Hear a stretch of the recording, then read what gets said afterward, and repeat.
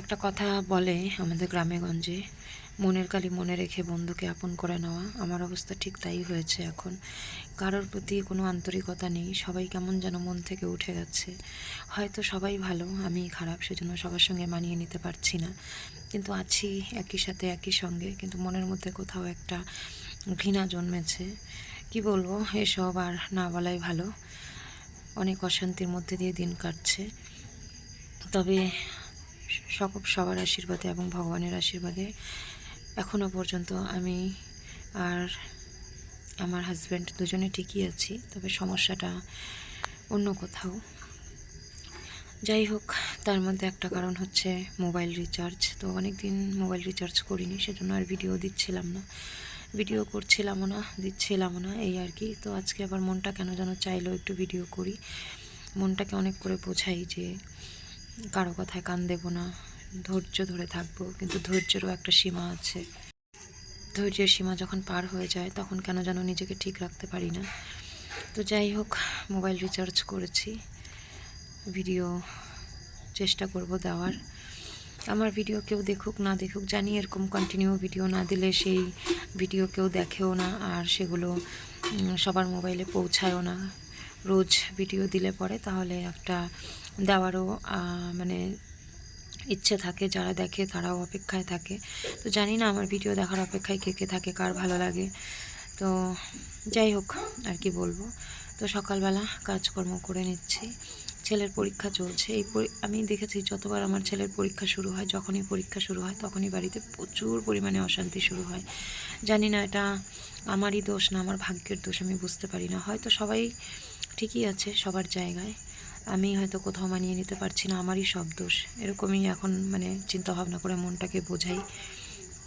তো ওই যে দেখো ছেলে খাবে না বলছে, না খেয়েই পরীক্ষা দিতে যাবে। তো অনেক করে বোঝাচ্ছি, তো মুখটা অন্যদিকে ঘুরিয়ে বসে আছে।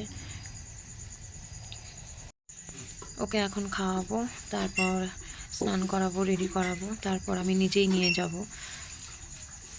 এমন এমন কিছু কথা শুনেছি, মনটা চায় না যে অন্য কারো কাছে পাঠাই। আর ওর পাপা তো কাজে ব্যস্ত, কাজ বন্ধ করলে তো আর সংসার চলবে না। তো যেদিন ছুটি থাকবে সেদিন হয়তো নিয়ে যাবে। আর পরীক্ষাগুলোও পড়েছে এরকম 2-4 দিন গ্যাপ দিয়ে দিয়ে। তো ছেলেকে রেডি করে দিয়েছি, এখন আমি নিজেও রেডি হয়ে নিয়ে তারপর নিয়ে যাব ওকে স্কুলে। তো চলো আসি, তারপর আবার দেখা হচ্ছে। ছেলের পরীক্ষা দেওয়া হলো, তারপর বাড়ি এলাম। বাড়ি এসে এখন দুপুরে রান্না করব। সকালে তো একবার রান্না করেছিলাম, এখন দুপুরের আর রাতেরটা করব। তো আসার পরে দেখি ওর পিসি এগুলো গাছ থেকে পারছে, মাখা করবে। ওর কিছুদিন আগে যে পিসির বিয়ে হয়েছে ও এসছে আর কি বাড়িতে ভোট দেওয়ার জন্য। স্কুল থেকে আসার পরে প্রচুর পরিমাণে খিদে পেয়ে গেছে, সকালেও খেয়ে যায়নি। কী যেন কী হয়েছে জানি না, খাওয়ার প্রতি রুচিটা একদমই কমে গেছে। তো খিদে থাকতে পারছিলাম না, তাই এখন ছাতু মুড়ি আর একটু চা বানিয়েছি, তাই দিয়ে খেয়ে নিচ্ছি। আর আজকে রান্না করব হচ্ছে সয়াবিন চাল কুমড়োর ঘন্ট। তো এই যে সয়াবিন হচ্ছে, ভাত হয়ে গেছে, শেষে চাল কুমড়োর ঘন্টটা করব। তো এই যেখানে কেটে একটু লবণ মাখিয়ে রেখেছি, তাহলে জলটা বেরিয়ে যাবে। এভাবে লবণ মেখে জলটা বের করে নিলে তারপর যখন রান্না করি আর কি, তখন সময়টা কম লাগে। আর যদি জলটা না বের করে নিই তাহলে ওই কড়াইতে দেওয়ার সঙ্গে সঙ্গে জল উঠে যায়, তখন অনেক সময় লাগে জলটা শুকোতে। তো যাই হোক, রান্নাবান্না শেষ হলে তারপরে স্নান, খাওয়া। সমুদ্রর পাপাও চলে এসেছে দুপুরে খাওয়া দাওয়া করার জন্য। তো ওকে বললাম সমুদ্রকে স্নান করানোর জন্য। স্নান করেই গেছিলো স্কুলে, কিন্তু পুরো ঘেমে গেছে, গরমটা তো বেশ ভালোই পড়েছে। আমিও এখনই স্নান করে এলাম, সিঁদুর পরবো এখন, তারপরে খাওয়া দাওয়া করব। সময় এখন প্রায় 4টার কাছাকাছি। তো দেখো টবের মধ্যে কিছু গাছ লাগিয়েছি, লঙ্কা গাছ, তারপরে যে একটা বেলের চারা বসিয়েছি, হবে কি না জানি না।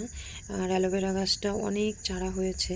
তো এগুলো একটু নেড়ে চেড়ে সরিয়ে লাগালে ভালো হতো, কিন্তু জায়গাও নেই সেরকম। বিছানার চাদরটা ধুয়ে দিয়েছিলাম, তো ভাবলাম আগে একটা অন্য চাদর পেতে নিই।